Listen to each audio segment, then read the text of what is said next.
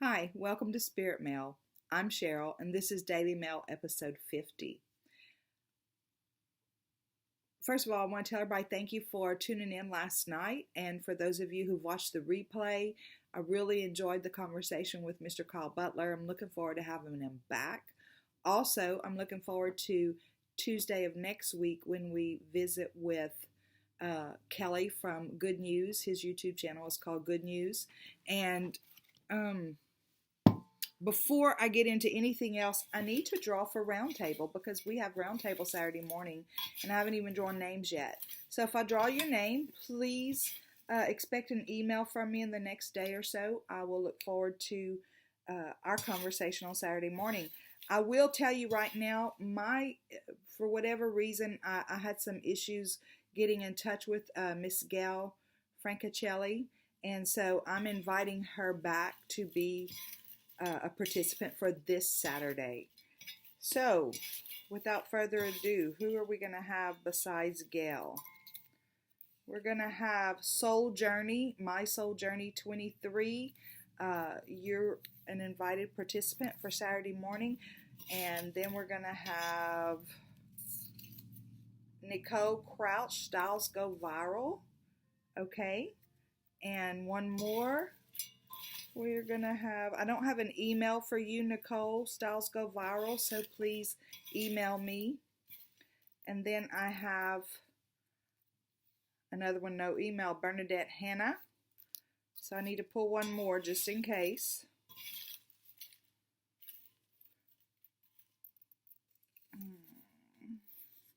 Moonbeam, another one, no email, y'all. I'm sorry, look. The ones that don't have an email, if I already called your name and said email me, please email me. But I just can't keep doing the no emails. Let me know if you want to participate and give me your email address. No email. No email. God, I'm not even kidding you. Blessed Abundance Oracle. I do have an email, Blessed Abundance Oracle. So if you are Blessed Abundance Oracle, please email me.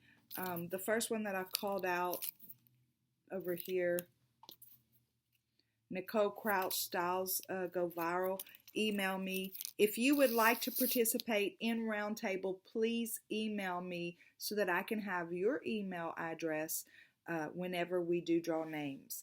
Otherwise, I'm pulling names for no reason because I have no way to get in touch with you guys. Okay, so now we're going to talk about Daily Mail episode 50. We're talking about David, King David. And why is that relevant to what we're doing on this channel with tarot? It is a perfect example. The story of his life, and the way that his name came up for today is a perfect example of how you connect with different tarot readers, how we connect with different spiritual journeys, how different things work for different people. I did an email night before last called Who Do You Deny at Your Table? And it was based on the fact that I had gone to a funeral, and it reminded me of two previous funerals I had been to where I was denied communion because I was not that particular religion.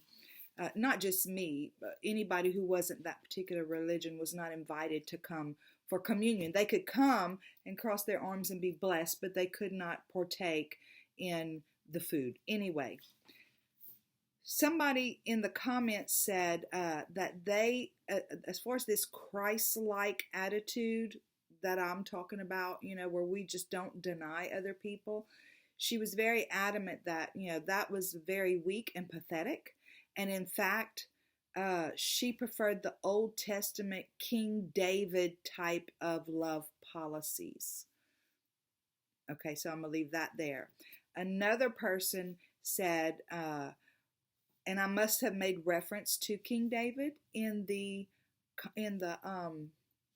that particular Daily Mail, because this other person commented, King David, wasn't he the one who had an affair and then killed the man's wife? I mean, the woman's husband. And so yes to that. Yes, that is the King David.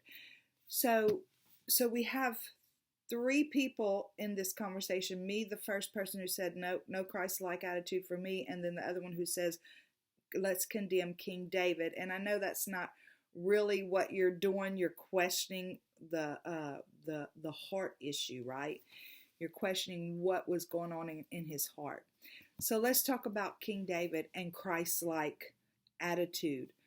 King David was the runt he was the son of Jesse, and he was the runt. And whenever Samuel came to anoint him king, it's like that he was the weakest one looking in the whole group.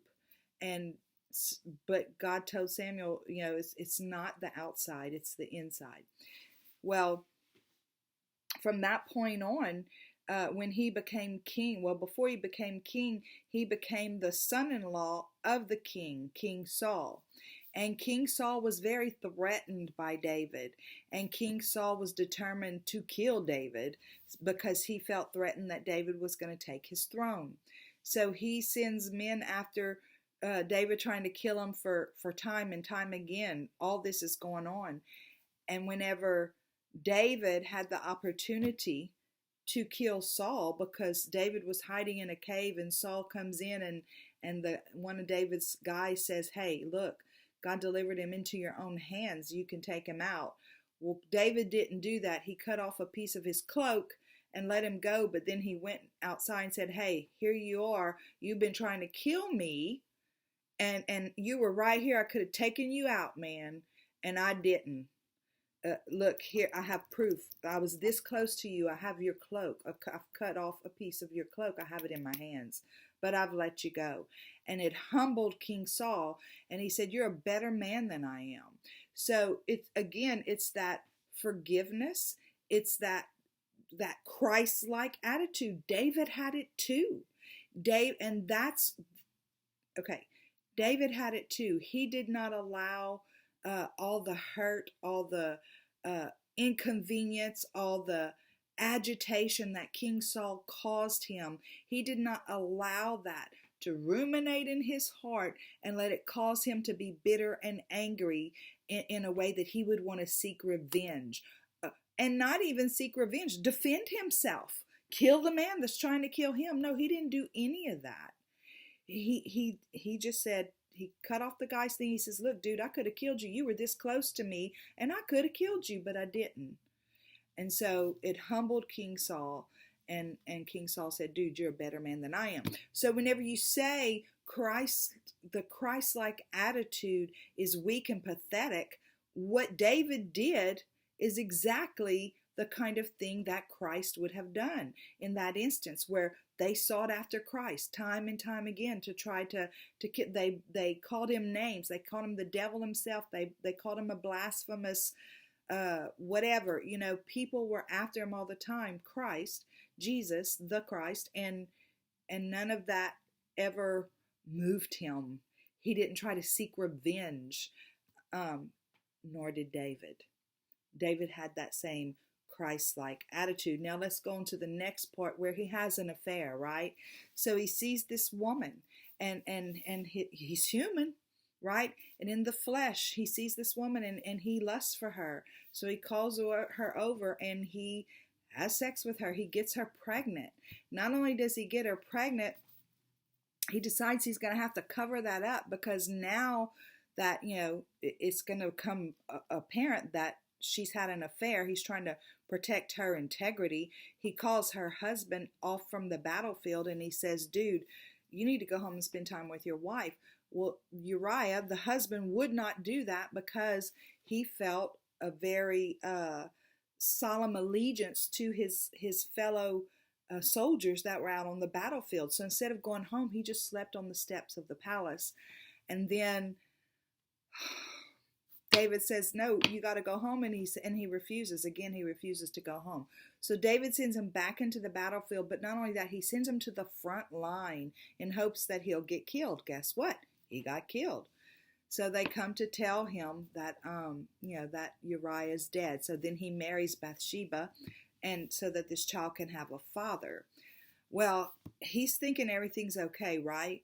He's dealing with it. He made a mistake, and he did the best thing that he figured out he could do to make sure that mistake didn't come uncovered, which is what we do whenever we do something wrong. It's human nature to try to cover it up instead of just owning up to it. We see our politicians do it every day, where they try to cover up instead of just being a man or a woman and saying, yeah, I did this. So David kept trying to cover it up, and the more he tried to cover it up, obviously the worse it got. So then Nathan, the prophet, comes to David, and he says, dude, he says, I want to tell you this story. God showed me there were two men living in a city, and one was rich and lived in a palace and had all these sheep, and one of them was a poor man, and he just had one sheep, and he loved that sheep. And then the poor man was having guests, the rich man was having guests over. Instead of taking from his own sheep, he went and he got the poor man's sheep and used that to feed his guests. What should we do with that man? And David said, that is not right. We should kill that man. And Nathan said, well, then you should die. By your own judgment, you should die, because God showed me this is what you did. All your wives, and you go and take another man's wife. That's when David freaked out and started crying and had remorse. Did he have remorse? This is a very good question that I love to ask people. Are you truly remorseful, or are you upset that you got found out? Because most of the time it's that whenever we get found out, that we truly start to have remorse. We regret what we did. So here's the question. Did he regret what he did? But here's the bigger question, right? Now, because he's found out, he's convinced in his mind that God's going to punish him and this child is going to die. He's convinced. Are you hearing what I'm saying? He's convinced in his mind that God is angry with him and is going to punish him, and this child is going to die. The child dies. So let's talk about how our thoughts create our reality, how the things that we worry about come into our reality, right? Because remember, and I'm telling you this, there is not a man up there with a tally sheet ticking off rights and wrongs. There's not a man sitting on a cloud that could have made that judgment on David. But in our hearts, we make our own judgments, and we decide for ourselves what our punishment is going to be. So whenever Jesus says the kingdom of heaven is not out there somewhere, the kingdom of heaven is within, guess what? The kingdom of hell is within. And David put himself through hell, and to the point that, this is my opinion, I am not a guru, I am not some kind of real big fancy preacher or anything like that. I'm not a preacher at all.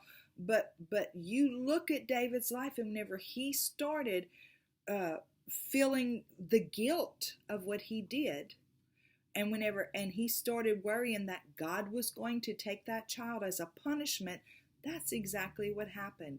It was in his mind that he was not worthy enough for this child to live because he had done something wrong. He brought that. Did he kill that child? I don't know. That child probably had a contract before it came here to, all that soul contract stuff. I don't know. But I know that just like Job, he said, the thing I feared most has come upon me. David feared this child would be taken away from him because of his sin. And that's what happened. But then the other thing is, the next thing is that he and Bathsheba, the same woman, ended up pregnant again and had King Solomon, who was the greatest king of all, the wealthiest king of all. Sorry. But back to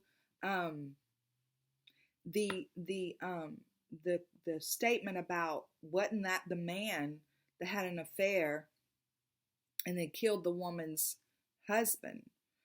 Is that a strong heart or is that a weak heart? Because I think my statement was that it's our heart that God looks after, just like David, blah, blah, blah. Hang on. So let's look at his life, right? Whenever he was a little runt, he goes out and there's this Goliath, this giant, right, that's wanting to torment the villages or whatever.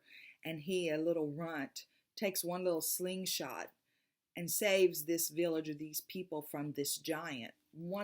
So his heart showed that he had courage. His heart showed courage to fight against things that were not right. Okay. Then Saul goes after him time after time after time after time and again to try to kill him because he feels threatened that David's going to take his throne. Again, there's that Christ-like love, that forgiveness, that acceptance. He did not take revenge on Saul. Instead, he spared his life. So you look at his entire life, right? All the things, and you'd have to go back and read it. I'm telling you guys, the Bible, and I wish I could. I wish that I could interpret things the way these guys who dig deep in that spiritual essence of things find meanings and stuff. But reading it, just the stories, I read just the stories and I see things like this. His entire life, he lived a certain way, and then he made this one mistake where he had an affair, and now he's being, and I'm not picking at you who made the comment, but now this is all that person can see is that, well, wait a minute, he was the guy who had an affair with Bathsheba, and then he killed Bathsheba's husband to cover it up. So there's this whole long life, and then his judgment is that. So here's my question. How do we do that with each other? Do we do that with each other? The people in our community, the people in our family, to ourselves? We spend our whole lives trying to do the right thing, and then we do this one thing, and then we beat ourselves up and beat ourselves up and beat ourselves up, right? The other thing is how it relates to like tarot or any spiritual community is you have three different women. The woman who said Christ-like attitude is pathetic. The woman who said King David is pathetic. And then me, who loves them both, right? Who can glean beautiful, wonderful, strong things from both. She says Christ is weak and pathetic. I say he is a rebel and a hero. And then the other lady says David was pathetic. And I say, look at his life, how he mirrored Christ even before Christ came, but he had that consciousness, that understanding of love and forgiveness and all that stuff. That's why God loved him so much. That's why he was a man after God's own heart, because he walked out the divinity of who our true nature is, love, until he made a mistake, and then he tried to cover it up. Then there was like no love there because he was self-convicted. He was carrying his own guilt. So the Bible's got some really tremendous stories in it, whether you're a Christian or not, really and truly. I mean, there are some great stories in there.